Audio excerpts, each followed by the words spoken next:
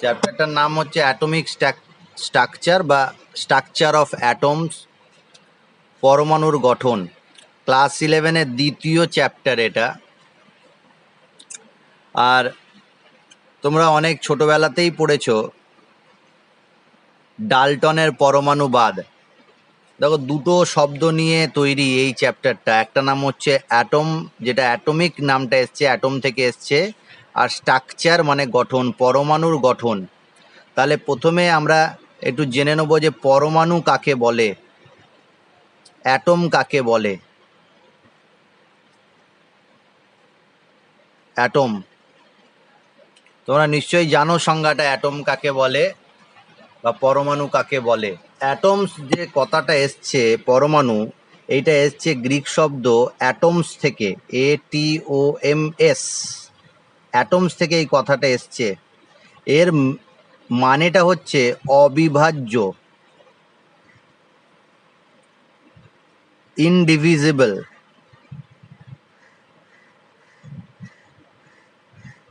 যাকে ভাঙা যায় না। অ্যাটম কথাটাই এসেছে যাকে ভাঙা যায় না বা অবিভাজ্য। পরবর্তীকালে জানা গেছে যে পরমাণুকে বা অ্যাটমকে ভাঙা যায়, আর একে ভাঙলে 3 ধরনের কণা পাওয়া যায়। একটা পরমাণুকে ভাঙলে 3 ধরনের কণা পাওয়া যায়। এই 3 ধরনের কণা কি কি? একটা হচ্ছে স্থায়ী কণা, স্থায়ী কণা যাকে স্টেবল পার্টিকেল বলা হয়। 2 নম্বর হচ্ছে অস্থায়ী কণা,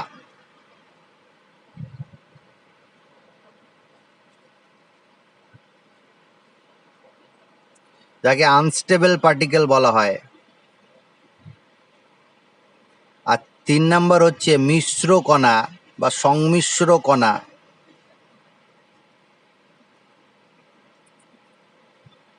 যাকে কম্পোজিট পার্টিকেল বলা হয়। ঠিক আছে, তাহলে পরমাণুকে ভাঙলে আমি এই 3 ধরনের কণা পাবো। স্টেবল পার্টিকেল পাবো, আনস্টেবল পার্টিকেল পাবো, আর সংমিশ্রণ কণা পাবো। এই 3 ধরনের পার্টিকেল পাবো। এগুলোকে বলা হয় সাব অ্যাটমিক পার্টিকেল বা অবপারমাণবিক কণা। এই ক্ষুদ্র ক্ষুদ্র কণাগুলোকে, এগুলোর মধ্যে কিছু স্টেবিলিটি আছে, মানে কিছু সুস্থায়ী হয়। কিছু কিছু পরমাণুর নিউক্লিয়াস থেকে বেরিয়েই কিন্তু নিঃশেষ হয়ে যায়, শেষ হয়ে যায়, নষ্ট হয়ে যায়। আর কিছু কিছু মিশ্র কণা থাকে। এই যে 3টে কণা, স্থায়ী 3টে কণা পাওয়া যায়। একটাকে বলা হয় ইলেকট্রন,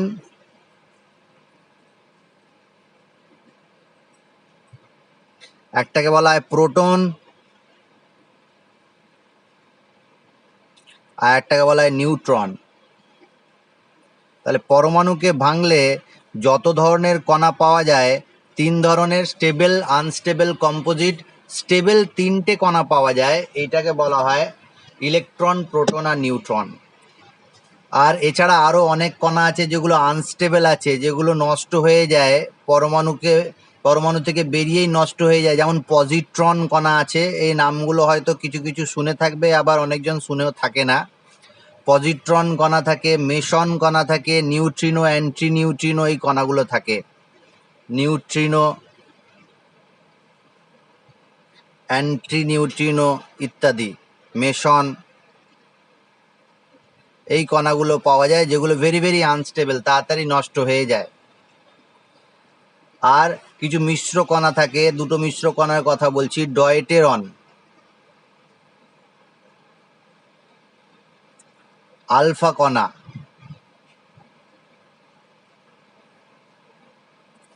এইগুলো পাওয়া যায়, এগুলো মিশ্র কণা। এছাড়া আরও অনেক 35 বা তারও বেশি সংখ্যক কণা পরমাণু থেকে পাওয়া যায়, এই সাব অ্যাটমিক পার্টিকেল পাওয়া যায়।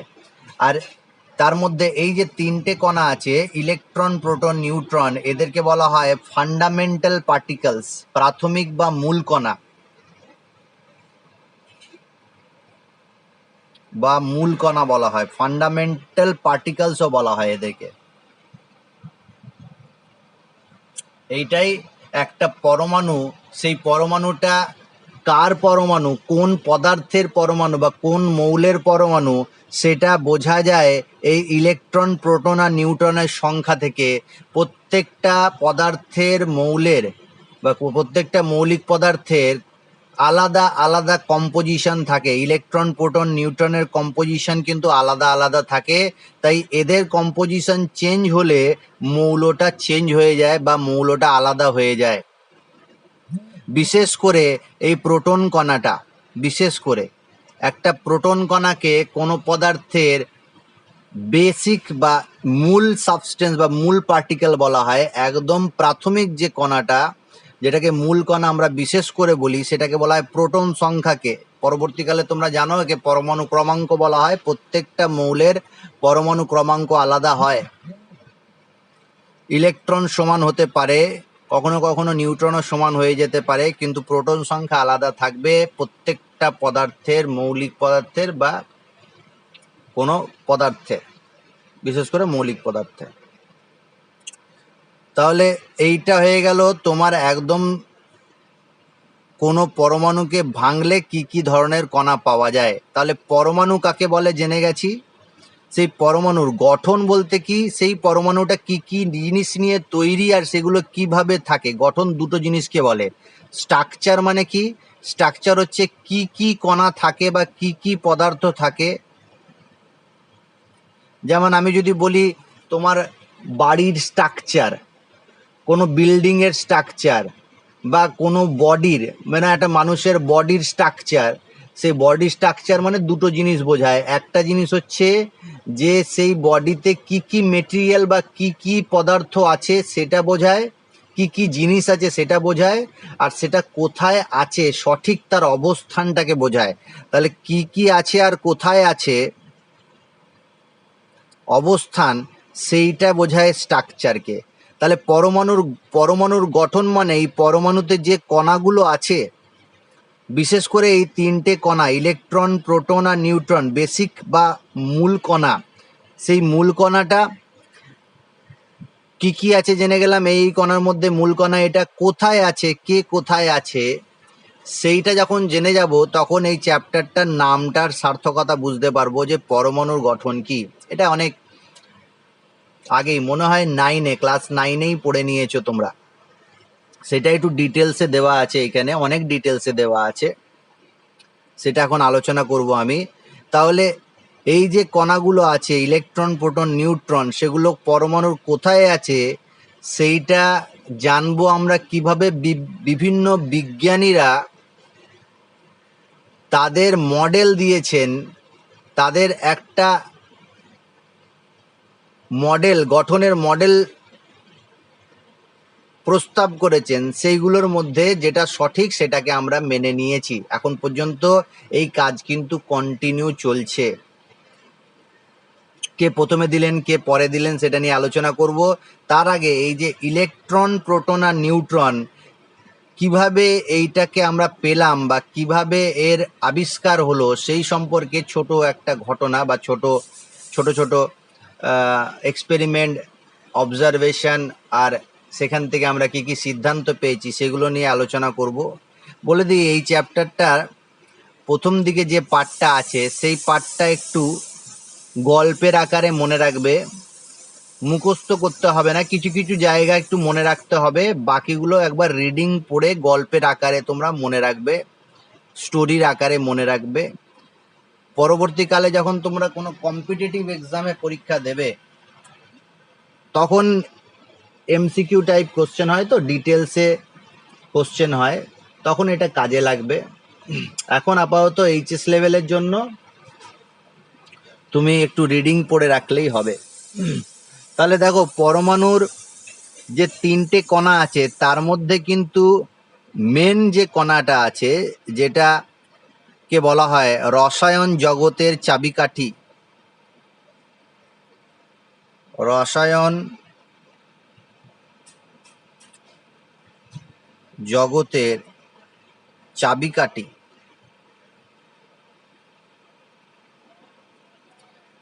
কি অফ কেমিস্ট্রি,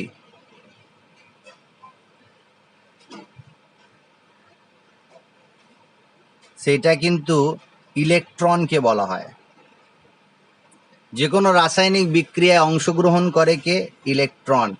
ইলেকট্রনের আদান প্রদানের মাধ্যমেই কিন্তু কোনো রাসায়নিক বিক্রিয়া সম্পন্ন হয়। তাই রাসায়নিক জগতের বা রসায়ন জগতের চাবিকাঠি বলা হয় ইলেকট্রনকে। আর এই ইলেকট্রনের আবিষ্কারটা প্রথমে আমরা পড়ব। ইলেকট্রনের আবিষ্কার।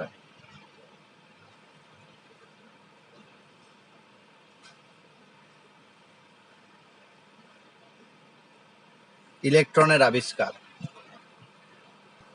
ইলেকট্রনের আবিষ্কার আসলে ক্যাথোড রশ্মির উৎপাদন আর ইলেকট্রনের আবিষ্কার 1878 খ্রিস্টাব্দে। কিছু কিছু বইতে এই সালটা অন্য সালও দেওয়া থাকতে পারে, এইটা মুখস্থ রাখার কোনো দরকার নেই। আনুমানিক 1878 খ্রিস্টাব্দে বিজ্ঞানী উইলিয়াম ক্রুক, বিজ্ঞানীর নাম হচ্ছে উইলিয়াম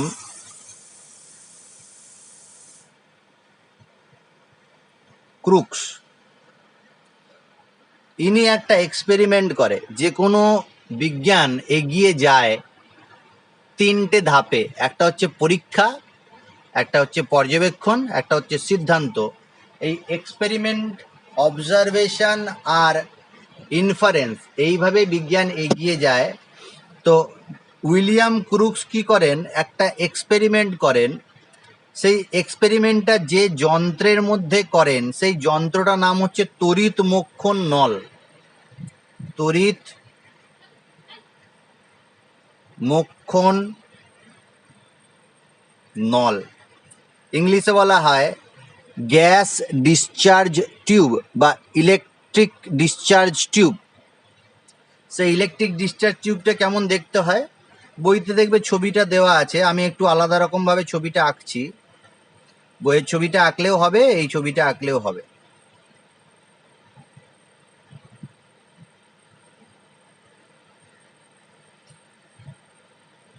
এইখানে একটা ভ্যাকিউম থাকে। এই ভ্যাকিউমের সাহায্যে এই ভেতরে যে বায়ুটা আছে সেই বায়ুটাকে বের করে দেওয়া যায়। আর এই ডিসচার্জ টিউবে দুটো পাত থাকে, একটাকে বলা হয়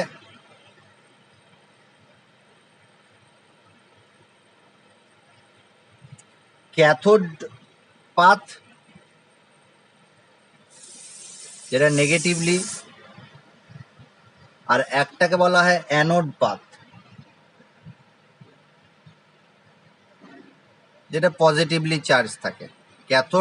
ক্যাথোডটা থাকে ব্যাটারির নেগেটিভ আধানের সাথে যুক্ত, আর অ্যানোডটা থাকে ব্যাটারির পজিটিভ আধানের সাথে যুক্ত। ক্যাথোড আর অ্যানোড থাকে। এই গ্যাস ডিসচার্জ টিউব, সাপোজ তোমাদের বাড়িতে যে টিউব লাইটটা আছে, সেই টিউব লাইটটার মতো দেখতে অনেকটা, কিন্তু একটু মোটা হয়, টিউব লাইটটার মতো দেখতে। এইখানে যে বায়ুটা থাকে সেই বায়ুটাকে এই ভ্যাকিউমের মাধ্যমে বের করে নেওয়া হয়। এই পাম্পের সাহায্যে ভ্যাকিউমের মাধ্যমে বের করে নেওয়া হয়। আর এখানে যে বায়ুটা থাকে খুব নিম্ন চাপে থাকে, নিম্ন চাপ, প্রায় 0.01 মিলিমিটার এই চাপে থাকে, 0.01 মিলিমিটার চাপে থাকে। এখন এই চাপে এইখানে যখন কারেন্ট পাঠানো হয়, হাই ভোল্টেজ কারেন্ট পাঠানো হয়, উচ্চ বিভবযুক্ত কারেন্ট, প্রায় 10,000 ভোল্ট, 10,000 ভোল্ট ডিসি কারেন্ট যখন পাঠানো হয়, তখন কি ঘটনা ঘটবে? বা এইখানে উইলিয়াম ক্রুকস কি করে, এই তড়িৎমোক্ষণ নলের মধ্যে অল্প বায়ু চাপে 10,000 ভোল্ট ডিসি কারেন্ট পাঠায়। এটা হচ্ছে এক্সপেরিমেন্ট। এক্সপেরিমেন্ট করার পর কি দেখেন উনি, এক্সপেরিমেন্ট করার পর দেখেন যে ক্যাথোড মানে ক্যাথোড পাতের বিপরীত দিকে, ক্যাথোডের বিপরীত দিকে যে কাঁচের দেওয়ালটা আছে, অর্থাৎ অ্যানোডকে পেরিয়ে যে কাঁচের দেওয়ালটা আছে, এই কাঁচের দেওয়ালে একটা রশ্মি বা একটা প্রতিপ্রভার ছটা দেখা যায়। প্রতিপ্রভা,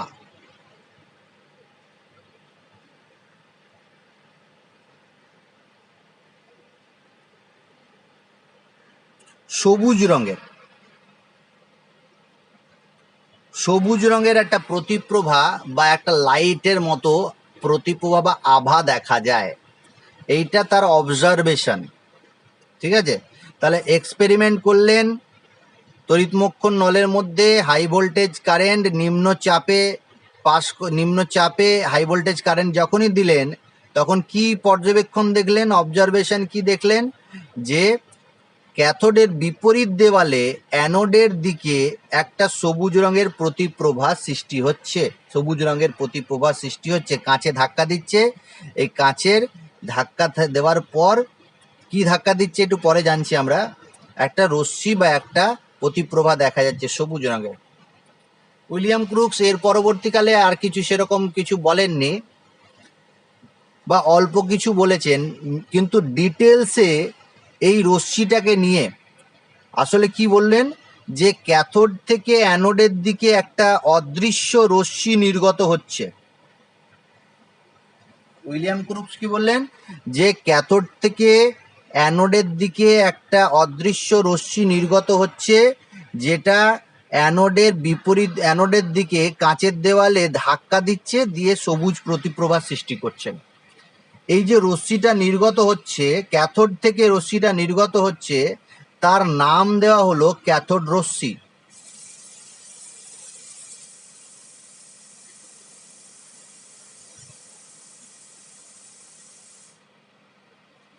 ক্যাথোড রশ্মি নাম দেওয়া হলো। এই ক্যাথোড রশ্মি, যেটা ক্যাথোড থেকে বেরোচ্ছে বলে নামটা ক্যাথোড রশ্মি দেওয়া হয়েছে। ক্যাথোড রশ্মি নিয়ে পরবর্তীকালে আরেকজন বিজ্ঞানী, নাম হচ্ছে J Thomson. J Thomson,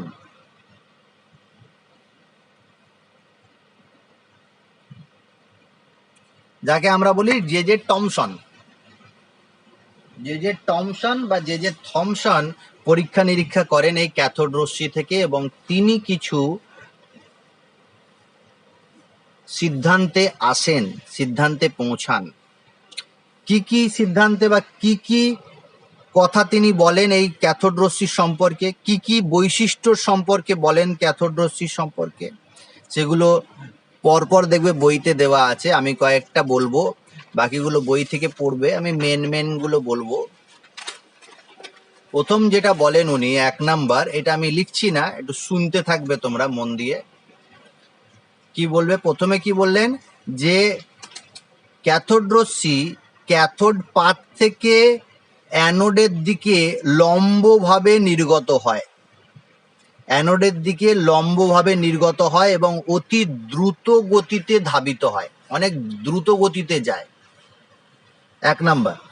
2 number হচ্ছে, তুমি যখন এই রশ্মির গতিপথে, মানে এই রশ্মিটা যেদিকে যাচ্ছে, তুমি সেই গতিপথে যদি কোনো অস্বচ্ছ বস্তু রেখে দাও, কোনো অস্বচ্ছ বস্তু ভেবে নাও তুমি রেখে দিয়েছো, তাহলে সেই অস্বচ্ছ বস্তুর একটা ছায়া তুমি পাবে।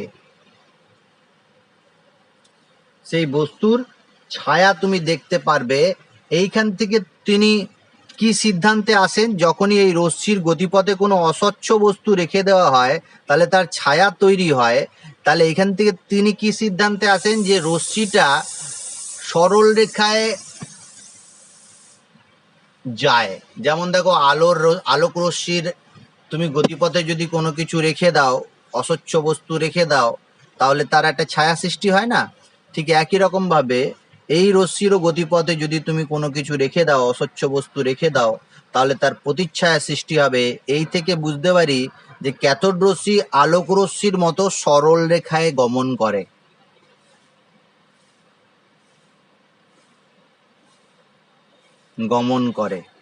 আর কি, যদি তুমি এই রশ্মি কোনো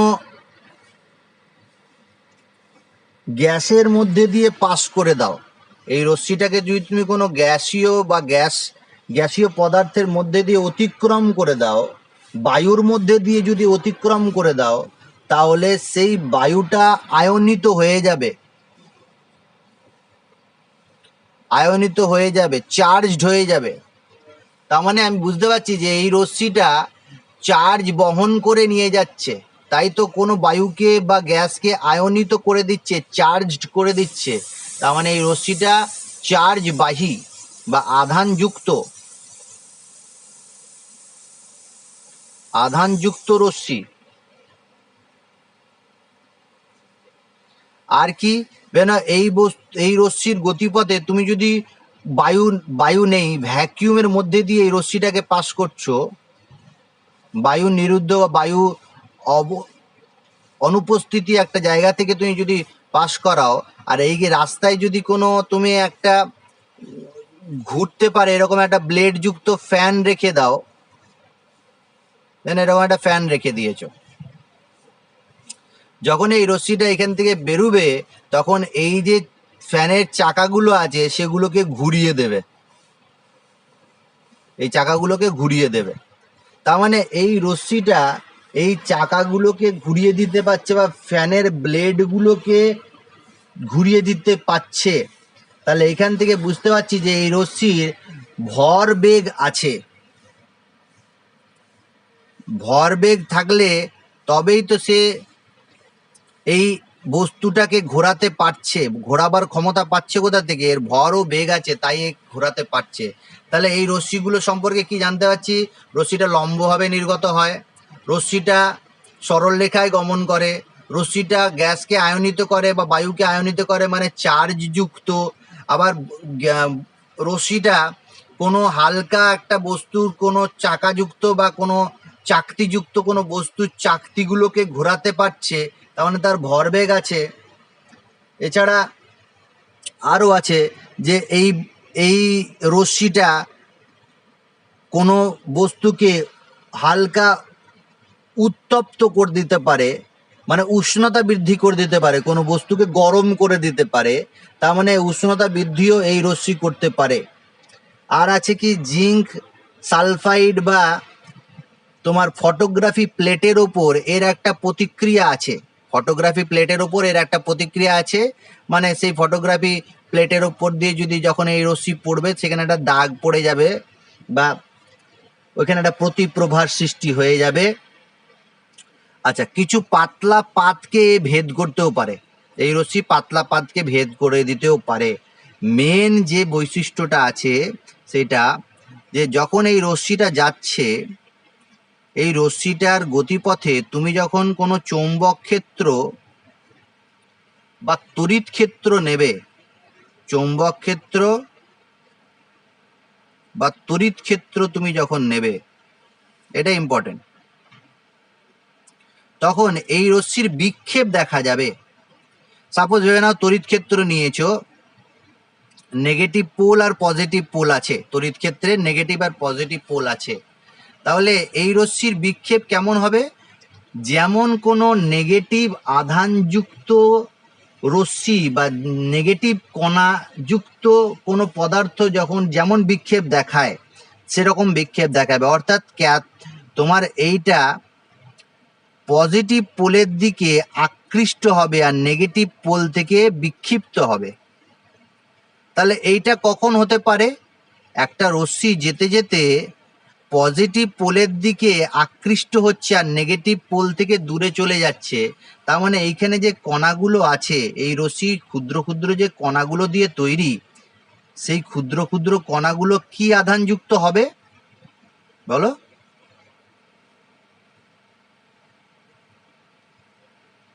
পজিটিভ দ্বারা আকৃষ্ট হচ্ছে, নেগেটিভ দ্বারা বিক্ষিপ্ত হচ্ছে, তাহলে নেগেটিভ আধানযুক্ত হবে নিশ্চয়ই। তাহলে এই কণাগুলো নেগেটিভ আধানযুক্ত কণা। আর এই নেগেটিভ আধানযুক্ত কণা বিজ্ঞানী জে থমসন কি করলেন? এই নেগেটিভ আধানযুক্ত কণাকে নাম দিলেন নেগেট্রন।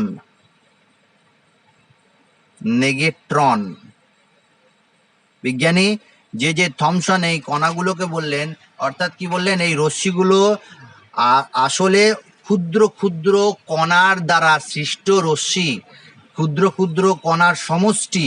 এই সমষ্টিযুক্ত কণাগুলো নেগেটিভ আধানযুক্ত কণা, নেগেটিভলি চার্জড কণা। আর তিনি তার নাম কি দিলেন? নেগেট্রন। পরবর্তীকালে তিনি তিনি নয়, স্টোনি, বিজ্ঞানী স্টোনি, এটাও ইম্পর্টেন্ট।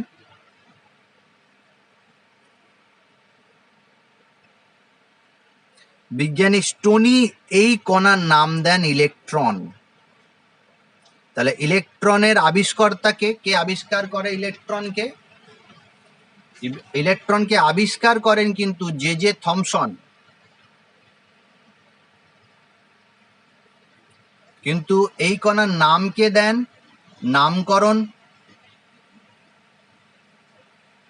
নামকরণ করেন কিন্তু বিজ্ঞানী স্টোনি, জে স্টোনি।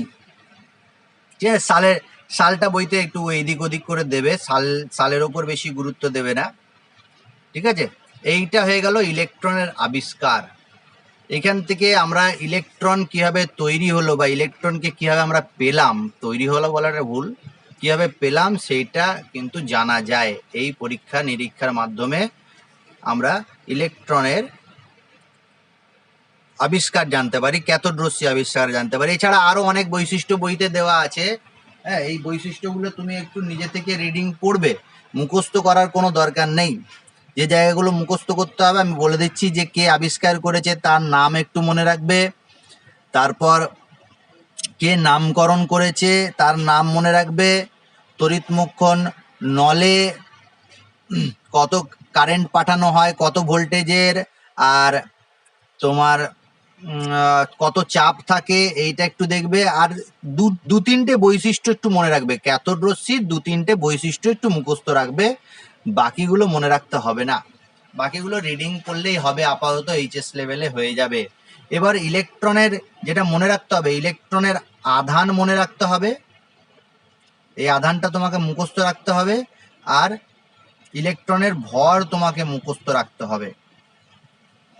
এগুলো পরীক্ষা নিরীক্ষার মাধ্যমেই কিন্তু ইলেকট্রনের আধান আর ইলেকট্রনের ভর আমরা পাই। সেই আধান আর ভরটাকে কিন্তু তোমাকে মুখস্থ রাখতেই হবে। ইলেকট্রনের আধান হচ্ছে নেগেটিভলি চার্জ, আমি আগেই বলেছি, তাহলে মাইনাস চার্জ থাকবে, আর ভ্যালুটা হচ্ছে 4.8 ইন্টু 10⁻⁻10 ESU, ইলেকট্রোস্ট্যাটিক ইউনিট। এটা সিজিএস পদ্ধতিতে। আর এসআই পদ্ধতিতে কত? -1.602 ইন্টু 10⁻⁻19 কুলম, ক্যাপিটাল সি। এটা এসআই পদ্ধতিতে। এই দুটো ভ্যালু তোমাকে কিন্তু মুখস্থ রাখতেই হবে। আচ্ছা, ভরটা বলে দিই, ভরটা কেমন? ভরটাও তোমার দুটো এককে মনে রাখবে।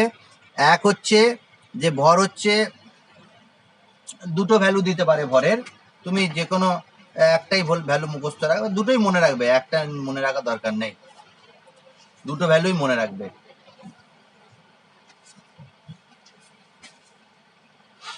সেটা হচ্ছে 9.108 ইন্টু 10⁻⁻28 গ্রাম, বা কিছু কিছু বইতে 9.11 বললেও হবে। 9.11 ইন্টু 10⁻⁻28 গ্রাম, যে কোনো একটা মনে রাখবে।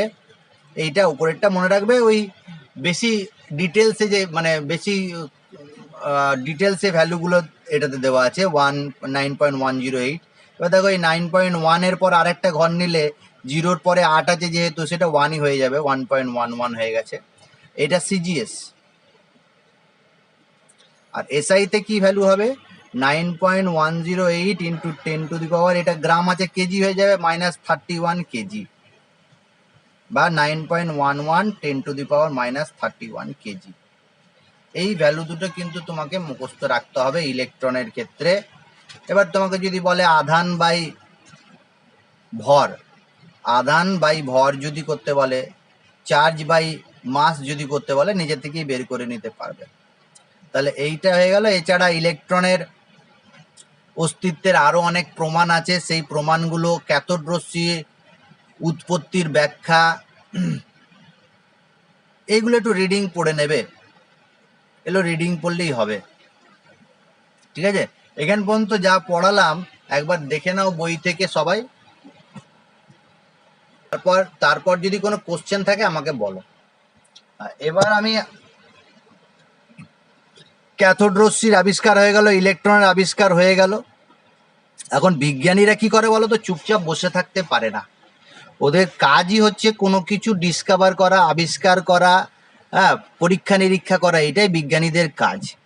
যখনই ক্যাথোড রশ্মি আবিষ্কার হয়ে গেল, ইলেকট্রন আবিষ্কার হয়ে গেল, তখন তাদের মাথায় আবার একটা জিনিস চলতে শুরু করলো। কি চলতে শুরু করলো?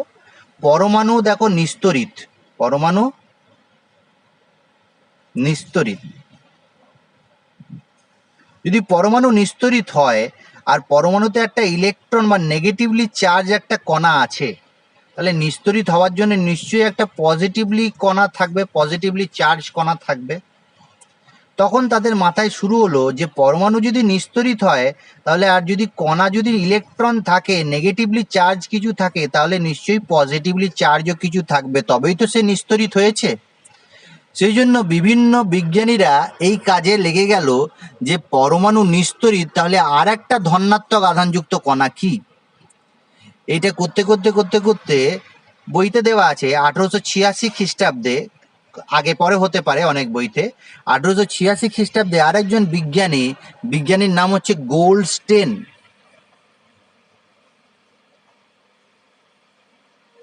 গোল্ডস্টেন, বিজ্ঞানী গোল্ডস্টেন আর একটা পরীক্ষা শুরু করলেন। কি রকম পরীক্ষা শুরু করলেন? ওই যে তড়িৎমুক্ষণ নলটা নিয়েছিলাম, সেই তড়িৎমুক্ষণ নলে এখন কি করেছি, ওই যে পাতটা নিয়েছিলাম, ক্যাথোড পাতটা, সেই ক্যাথোড পাতটাকে সে ছিদ্র ছিদ্র ছিদ্র করে দিল, অনেকগুলো ছোট ছোট ছিদ্র করে দিল ক্যাথোড পাতে, মানে ছিদ্রযুক্ত ক্যাথোড পাত নিয়েছে, ছিদ্রযুক্ত ক্যাথোড, ঠিক আছে, ছিদ্রযুক্ত ক্যাথোড পাত নিয়েছে। আর অ্যানোড যেমন ছিল সেরকমই আছে।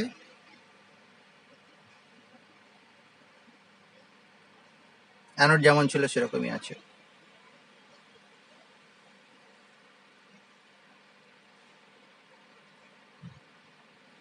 অ্যানোড যেমন আছে সেরকমই নিয়েছে, ঠিক আছে। সেই একই জিনিস করলো। কি করলো? ওই হাই ভোল্টেজ কারেন্ট পাঠালো, 10,000 ভোল্টের কারেন্ট পাঠালো, ডিসি কারেন্ট, আর 0.01 মিলিমিটার চাপে সেখানে বায়ু রেখেছে, পারস্তম্ভে চাপে বায়ু রেখেছে। এখন কি দেখাচ্ছে? এই দিকে তো ক্যাথোড রশ্মি নির্গত হচ্ছিল,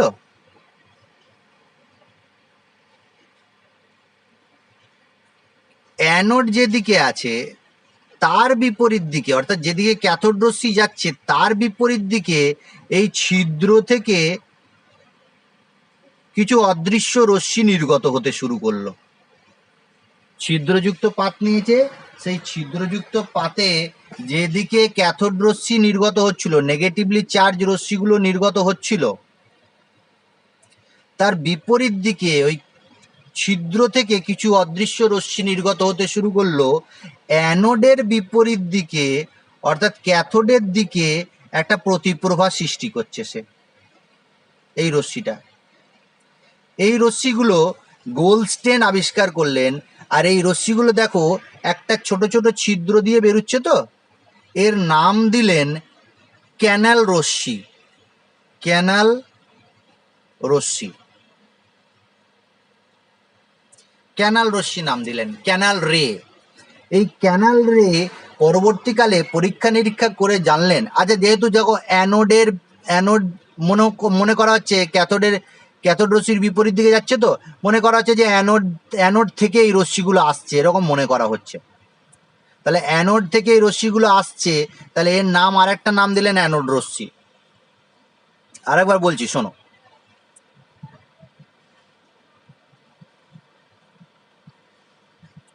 ক্যাথোড রশ্মি যেদিকে নির্গত হচ্ছে তার বিপরীত দিকে দেওয়ালে, অর্থাৎ অ্যানোড রশ্মির বিপরীত দিকে দেওয়ালে ছিদ্র থেকে বেরোচ্ছে বলে এর নাম দিল ক্যানাল রে, ক্যানাল রশ্মি। আর কি দেখো, এরকম মনে হতেই পারে যে এটা অ্যানোড থেকে আসছে দিয়ে ছিদ্র থেকে বেরোচ্ছে, এরকম মনে হতেই পারে। তাহলে সেই জন্য নাম দেওয়া হলো অ্যানোড রশ্মি, কিন্তু পরবর্তীকালে জানবো এই পাত থেকেই বেরোচ্ছে অ্যানোড রশ্মি। আর আরো পরীক্ষা নিরীক্ষা করে বিজ্ঞানী জে জে থমসন, আবার সেই জে জে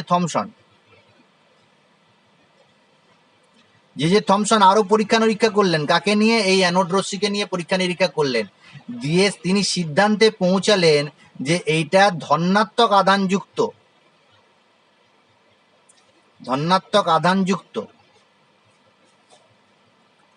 কণার স্রোত আর ধনাত্মক আধানযুক্ত কণার স্রোত, এটা পজিটিভ রশ্মি নাম দিলেন। তিনি নাম দিলেন পজিটিভ রশ্মি,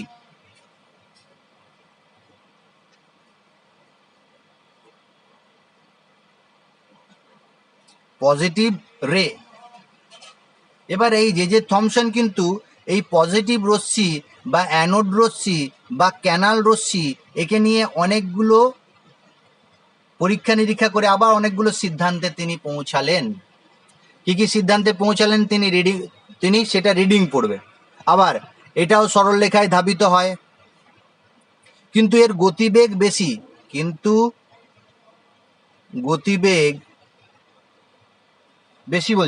বেশি নয়, অনেক কম গতিবেগ, ক্যাথোড রশ্মির থেকে কম।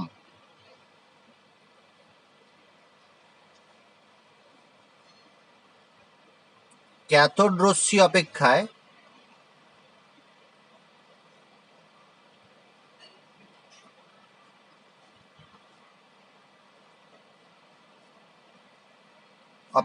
কম।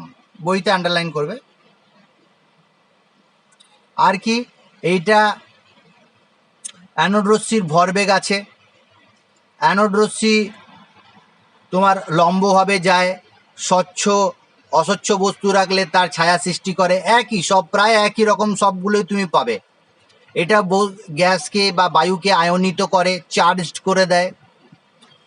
আর কি, এখানে কোনো বস্তু রাখলে তাকে সে চাকাযুক্ত বস্তু রাখলে তাকে সে ঘুরিয়ে দেবে, তাকে সে গরম করবে, উত্তপ্ত করবে। এর ভর কিন্তু ইলেকট্রনের ভরের চেয়ে বেশি। এই যে কণাগুলো আছে সেই কণাগুলোর ভর একটু ইলেকট্রনের থেকে কিন্তু এর ভর বেশি। ইলেকট্রনের ভর যেমন বলে দিয়েছি কত, 9.108 10⁻⁻28 গ্রাম। আর কেজিতে যদি বলি -31 কেজি। এর কিন্তু ভর তুলনামূলক বেশি।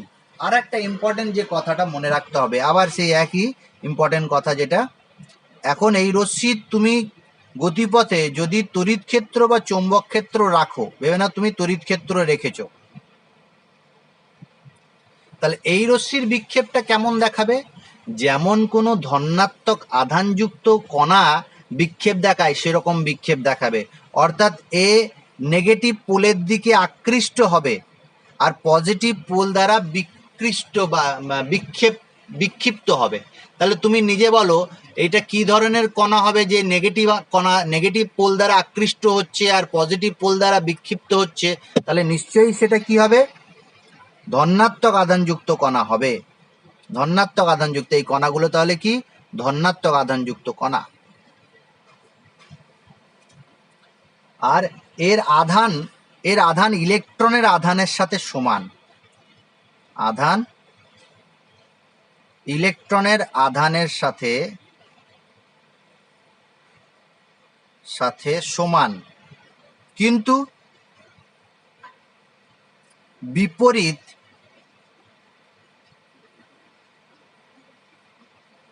আধান।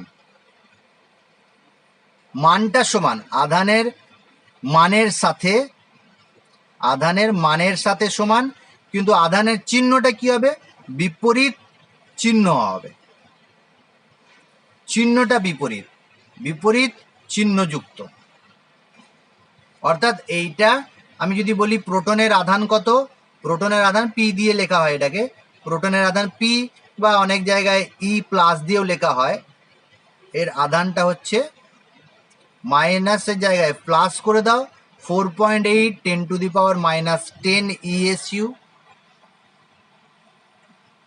আর এসআইতে যদি বলি একই, প্লাস 1.602 × 10⁻⁻19 কুলম। এটা সিজিএস, এটা এসআই। ঠিক আছে, তাহলে আধানটা শুধু মানটা একই কিন্তু বিপরীত চিহ্ন যুক্ত হয়, সেই জন্যই তো পরস্পরকে প্রশমিত করে দেবে। পজিটিভ আর নেগেটিভ আধান পরস্পরকে প্রশমিত করে দেবে। আচ্ছা, আর একটা জিনিস যেটা খুব ইম্পর্টেন্ট জিনিস, এখন এই যে আমরা এই ক্যাথোড আবিষ্কার করেছিলাম, ক্যাথোড রশ্মি, সেখানে তুমি যে রশ্মিগুলোর কণাগুলো পাচ্ছিলে, সমস্ত গ্যাস, যে গ্যাসই নেওয়া হচ্ছে সব গ্যাসের ক্ষেত্রেই ক্যাথোড রশ্মির ক্ষেত্রে ওই আধানটা ভরটা একই, অর্থাৎ ইলেকট্রন, তো ইলেকট্রনের ভর আর আধান একই, বা এর মাস বাই চার্জ, চার্জ বাই মাস যখন করা হচ্ছে, চার্জ বাই মাস, আধান বাই মাস যখন করা হচ্ছে, সব ক্ষেত্রেই একই মান পাওয়া যাচ্ছে। কার ক্ষেত্রে? ক্যাথোড রশ্মির ক্ষেত্রে। কিন্তু অ্যানোড রশ্মির ক্ষেত্রে যখন আধান বাই মাস করছি, অর্থাৎ আমি যখন বিভিন্ন পদার্থ নিচ্ছি, তখন কিন্তু এই আধান বাই মাসের মান এক হচ্ছে না। এই জায়গাটা মন দিয়ে শোনো, এই মানটা আধান বাই মাস তুমি যে পদার্থটা নিচ্ছ তার উপর নির্ভর করছে। আধান বাই মাসের মানটা নির্ভর করছে কি পদার্থ নিয়েছো বা কি গ্যাসীয় পদার্থ নিয়েছো তার উপর নির্ভর করছে। এই মানটা সর্বোচ্চ হচ্ছে, সব থেকে বেশি হচ্ছে। বলো দেখি, এই উপরে ইলেকট্রন আছে, নিচে ভর আছে, পদার্থের ভর মানে কতগুলো প্রোটন আছে তার ভর, এইটা যদি আমি রেশিও করি, সর্বোচ্চ কখন হবে? যখন এই মানটা কি হবে? এটা সর্বোচ্চ কখন হবে?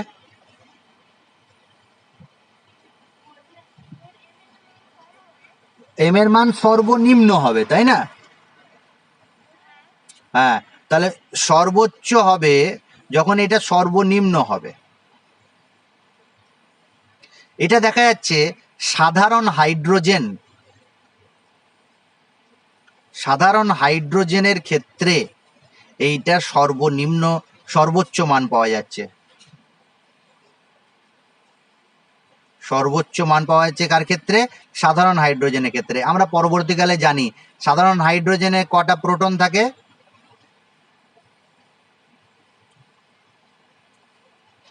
একটি প্রোটন থাকে, তাই না? সাধারণ হাইড্রোজেনে কটা প্রোটন থাকে? একটা প্রোটন থাকে। আবার যদি হিলিয়াম বলি, তাহলে হিলিয়ামের ক্ষেত্রে কি হবে? হিলিয়ামের ক্ষেত্রে প্রোটন সংখ্যা হয়ে গেল কত? 2। লিথিয়ামের ক্ষেত্রে প্রোটন সংখ্যা কত? 3। বেরিলিয়ামের ক্ষেত্রে প্রোটন সংখ্যা কত? 4। তাহলে যত তুমি হাইড্রোজেন থেকে হিলিয়াম, লিথিয়াম, বেরিলিয়াম, বোরন এইগুলোর দিকে যাবে, তাহলে তো মাস বাড়বে, প্রোটনের সংখ্যা, প্রোটনের মাস বাড়বে, তাহলে এই রেশিওটা কি হবে? কমবে। সর্বোচ্চ তাহলে কার জন্য হবে বলো? তাহলে প্রোটনের আধান, এটা প্রোটনের আধান কিন্তু, হ্যাঁ, আর এটা প্রোটনের মাস। তাহলে প্রোটনের আধান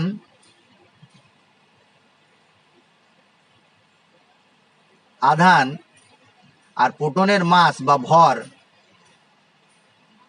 সর্বোচ্চ কার জন্য হবে? সাধারণ হাইড্রোজেনের জন্য সর্বোচ্চ হবে, বাকিগুলোর ক্ষেত্রে কমতে কমতে যাবে। আচ্ছা, এই যে প্রোটন আবিষ্কার হয়ে গেল, প্রোটনের আধান আবিষ্কার হয়ে গেল, এর ভরটাও একটু মুখস্থ রাখবে। এটা কম্পিটিটিভ এক্সামের জন্যই দরকার হয় প্রোটনের ভর, এইচএস লেভেলের জন্য দরকার হয় না, তবে আমরা মুখস্থ রাখার চেষ্টা করব যাতে কম্পিটিটিভ এক্সামগুলো আমরা ভালো করে দিতে পারি। এটা কিন্তু প্রোটনের ভর ইলেকট্রনের ভরের তুলনায় অনেক বেশি, 1.6725 ইন্টু 10⁻⁻24 গ্রাম। দেখো এটা 28 ছিল, -28, এটা -24, তার মানে ভর বেশি। কেজিতে করলে কত হবে?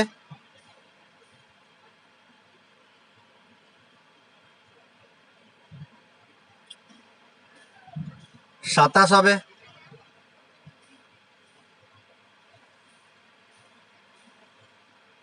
কেজি। এইটা কিন্তু ইলেকট্রনের ভরের তুলনায় অনেক বেশি, এইটা শুধু মনে রাখবে। তাহলে এই দুটো জিনিস আমরা জেনে গেলাম, প্রোটনের ভর আর ইলেকট্রনের ভর, প্রোটনের আধান আর ইলেকট্রনের আধান, এগুলো জেনে গেলাম। বিজ্ঞানী রাদারফোর্ড এই কণার নাম দেন প্রোটন। এই যে প্রোটন কণাটা আমরা দেখছি, নামটা শুনেছি প্রোটন, এই কণাটার নাম কে দেন? রাদারফোর্ড। নাম শুনেছো বিজ্ঞানী রাদারফোর্ড?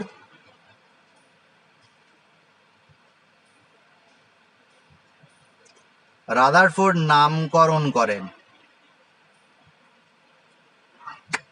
রাদারফোর্ড নাম দেন এই ধনাত্মক আধানযুক্ত কণার নামকরণ করেন বিজ্ঞানী রাদারফোর্ড। এইটা হয়ে গেল প্রোটনের আবিষ্কার। আর প্রোটন সম্পর্কিত কিছু তথ্য বই থেকে আবার রিডিং পড়ে নেবে, ছোট ছোট করে তথ্যগুলো একবার রিডিং পড়ে নেবে। আধান মুখস্থ রাখবে, চার্জ মুখস্থ, ভর মুখস্থ রাখবে, ইলেকট্রনের আধান আর ভর মুখস্থ রাখবে, আর বৈশিষ্ট্য দুটো করে বৈশিষ্ট্য বা তিনটে করে বৈশিষ্ট্য মুখস্থ রাখবে, আর কে আবিষ্কার করেছে, কে নামকরণ করেছে, এইগুলো একটু রিডিং পড়ে নেবে, তাহলেই হয়ে যাবে। এগুলো একটু মুখস্থ রাখবে, এইচএস লেভেলে এই কোশ্চেনগুলো দিতে পারে।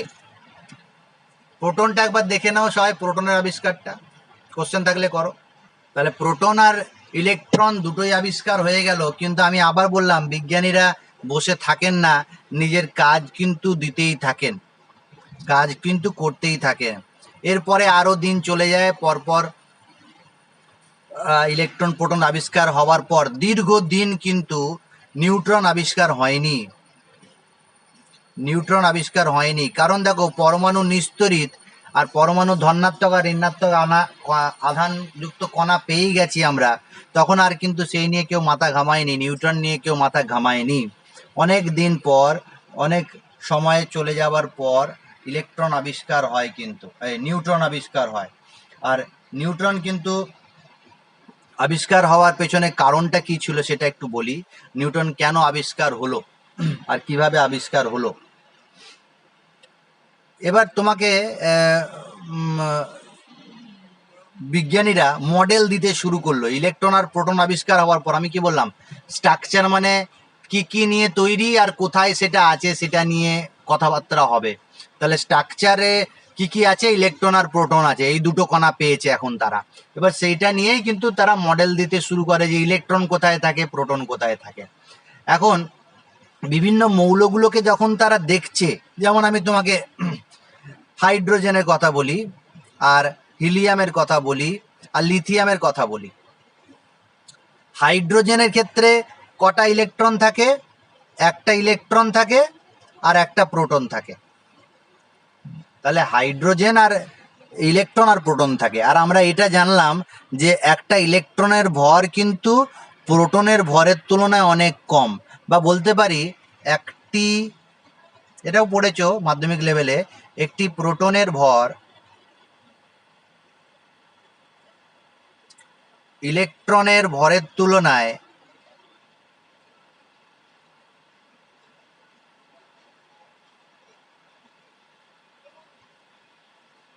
তুলনায় বা অপেক্ষায় 1836 গুণ বেশি ভারী, তাই না? 1836 গুণ। তাহলে এবার ভাবো, সাপোজ ভাবো হাইড্রোজেনকে নিয়ে আমি চিন্তা ভাবনা করছি। তাহলে হাইড্রোজেনের একটা ইলেকট্রন আছে আর একটা প্রোটন আছে। তাহলে এই দুটোর ভর হচ্ছে হাইড্রোজেনের ভর, হাইড্রোজেন পরমাণুর ভর। আচ্ছা, এটা মিলে যাচ্ছে, হাইড্রোজেনের ভর আর একটা ইলেকট্রন আর প্রোটনকে যোগ করলে যে ভর পাচ্ছি সেটা মিলে যাচ্ছে। কিন্তু হিলিয়ামের ক্ষেত্রে যখন আমি দেখছি, হিলিয়ামে কটা ইলেকট্রন থাকে? দুটো ইলেকট্রন থাকে আর দুটো প্রোটন থাকে। তাহলে এর ভরের যদি কথা বলি, হিলিয়ামের ভর, তাহলে দুটো ইলেকট্রনের ভর আর দুটো প্রোটনের ভর হবে, তাহলে হিলিয়ামের ভর পাওয়ার কথা। কিন্তু এটা হচ্ছে না। দুটো ইলেকট্রনের ভর আর হিলিয়ামের ভর, দুটো ইলেকট্রন দুটো প্রোটনের ভরকে যোগ করলে হিলিয়ামের ভর পাওয়া যাচ্ছে না। কোনটা বেশি হয়ে যাচ্ছে? হিলিয়ামের ভর অনেক বেশি হয়ে যাচ্ছে।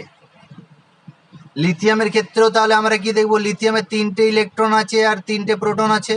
তাহলে তিনটে ইলেকট্রন আর তিনটে প্রোটনের ভরকে যদি যুক্ত করি আমি, তাহলে তো লিথিয়ামের ভর পাওয়ার কথা, কিন্তু এটাও পাচ্ছি না। লিথিয়ামের ভর অনেক বেশি হয়ে যাচ্ছে, বেশি। কিছু কিছু ক্ষেত্রে দেখা যাচ্ছে যে দ্বিগুণ হয়ে যাচ্ছে, আরো বেশি হয়ে যাচ্ছে। কিন্তু হাইড্রোজেনের ক্ষেত্রেই শুধু মিলে যাচ্ছে। এখান থেকে কি মনে হচ্ছে তোমার, কেন এরকম ঘটনা ঘটছে যে ইলেকট্রনের ভর আর প্রোটনের ভরকে যোগ করে দিলে সেই পরমাণুটার ভর হচ্ছে না? কেন হচ্ছে না, এটা সাধারণ বুদ্ধিতে কি বলবে বল? হ্যাঁ, তাহলে পরমাণুতে নিশ্চয়ই আর একটা কণা বা আরো কণা আছে, যার জন্য ইলেকট্রন প্রোটনকে যোগ করলে তার ভরের সাথে মিলছে না। আর এই ভরটা দেখা যাচ্ছে যে কখনো কখনো ইলেকট্রন প্রোটনকে যোগ করে যে ভরটা পাওয়া যাচ্ছে তার থেকে দ্বিগুণ হয়ে যাচ্ছে। তার মানে আর একটা কণা আছে যেটা ইলেকট্রন আর প্রোটনের ভরের প্রায় সমান একটা কণা। এটা আমরা পরবর্তীকালে জানতে পেরেছি। রাফলি যদি বলি, যদি নিচু লেভেলে বলি জ্ঞানটা, তাহলে একটা ইলেকট্রন আর একটা প্রোটন নিয়ে কি হয়, নিউট্রন হয়। এটা আমরা রাফলি বলতে পারি, কিন্তু ব্যাপারটা পুরোপুরি সত্য নয়। আবার আপাতত ধরতে পারি একটা ইলেকট্রন আর একটা প্রোটন নিয়ে একটা নিউট্রন হয়, সেই জন্য কখনো কখনো দ্বিগুণ হয়ে যাচ্ছে। সাধারণ হাইড্রোজেনের ক্ষেত্রে কেন মিলে যাচ্ছে ইলেকট্রন আর প্রোটনের ভর আর হাইড্রোজেনের ভর, বলো? কারণ সাধারণ হাইড্রোজেনে কোনো নিউট্রন কণা থাকে না, জানি তো আমরা। সাধারণ হাইড্রোজেনে যেটাকে বলি আমরা প্রোটিয়াম, প্রোটিয়ামে কিন্তু কোনো নিউট্রন কণা থাকে না, তোমরা জানো এটা। এবার বিজ্ঞানীরা বিভিন্ন পরীক্ষা নিরীক্ষার মাধ্যমে এটাই পৌঁছালেন যে নিউক্লিয়াস মানে পরমাণুতে ইলেকট্রন আর প্রোটন বাদ দিয়েও আর একটা কণা থাকে যেটার ভর ইলেকট্রন প্রোটনের সমান, আর কি এদের আধান নেই, আধানবিহীন। এবার এই ভর এইটা নিয়ে বিভিন্ন পরীক্ষা নিরীক্ষা করার পর 1930 খ্রিস্টাব্দে, এটাও আনুমানিক একটা সাল, কিছু বইতে বলছে বিজ্ঞানীর নাম স্যাডউইক, স্যাডউইক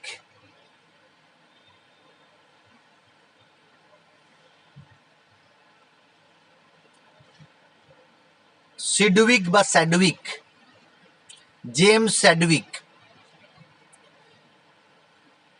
একটা বেরিলিয়ামের কণা নিলেন।